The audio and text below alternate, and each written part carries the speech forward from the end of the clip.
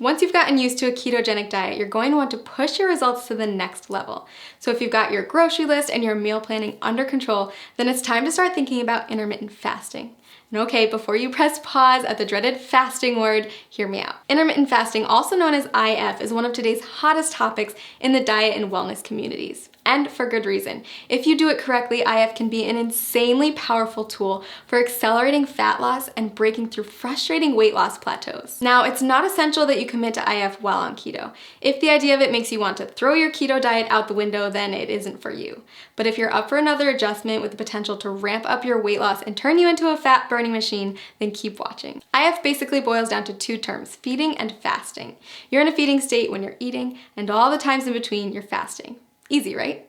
Okay, so here's the deal. There's several different methods for fasting, and you get to choose which one works best for your lifestyle. Most people find that at least one of the following is compatible with their life and fits well into their daily routine. Option 1, skip meals that prolong the time your body's in a fasting state. Most people choose to skip breakfast or lunch. Option 2, rely on the eating windows method.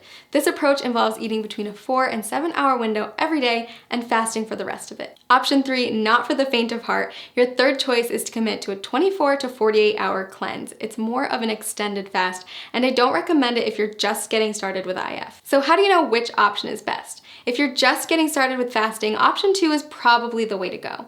We found that restricting yourself to specific eating windows tends to work well for new fasters. For example, tons of people have tremendous success only eating between 5 and 11 p.m.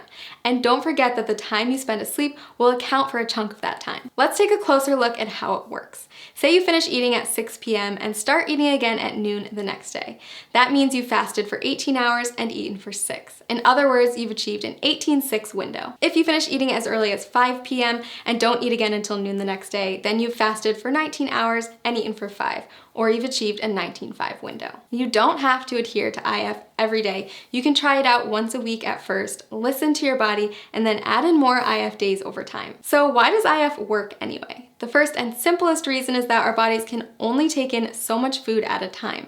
If you're someone who struggles with overeating or snacking out of boredom, IF can help to drastically cut those extra calories and keep you within your limits for weight loss. When your body's in a fasting state, it will begin to break down stored fat to use as energy. So if you're following a ketogenic diet, your body is already mimicking a fasting state since it's relying on fat, not glucose, as its main source of fuel. Just make sure that you're still hitting your daily macros and getting enough fat when you're in your eating window. If this sounds overwhelming, don't worry. We've got a tool that builds intermittent fasting into a keto diet regimen customized for your needs and goals.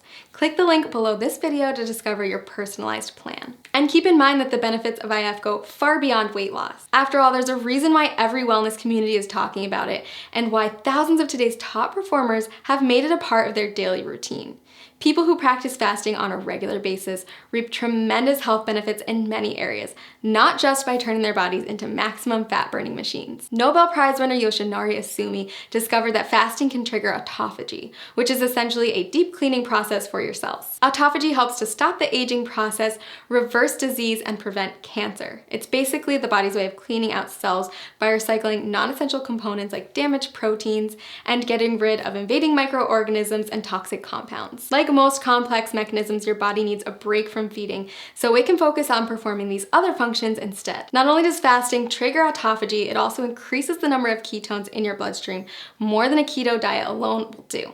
When you start practicing IF, you may find yourself more focused than usual. That's because your body is running on ultra premium fuel. If you're on keto, you may have already experienced this heightened mental clarity. So consider adding IF to your routine, a way to get more bang for your buck, so to speak. Lots of people ask me if they can do IF if they're avid exercisers. If that's you, don't worry. Countless studies have shown that intermittent fasting is compatible with fitness routines and can even result in higher metabolic adaptations, improved muscle synthesis, and even better response to post-workout meals. So is IF right for you? If you're not afraid to change it up, burn more fat, focus better, and improve overall health, then I say give it a try. I've honestly never seen as much success as I do with people who combine a ketogenic diet with an IF lifestyle. It's truly the holy grail of weight loss and optimum health. Click the link below this video to create your own customized keto diet plan where you can easily add intermittent fasting into your daily routine.